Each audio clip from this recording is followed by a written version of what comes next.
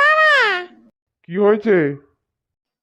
বলছি যে আমার গার্লফ্রেন্ড না অ্যাক্সিডেন্টালি প্রেগন্যান্ট হয়ে গেছে।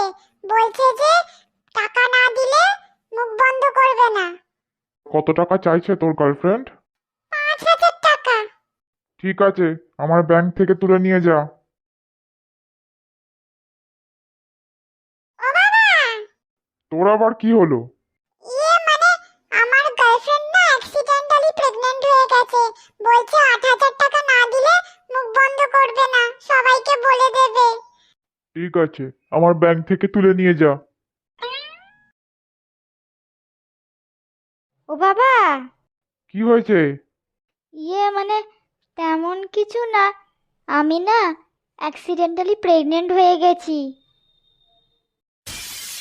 সে তো বুঝলাম, বাট টাকা কোথায়? টাকা? এখানে টাকা কে দেবে? কেন? যে শুয়োরের বাচ্চা তোকে প্রেগনেন্ট করে দিল, সে শুয়োর দেবে? কেন টাকা দেয়নি?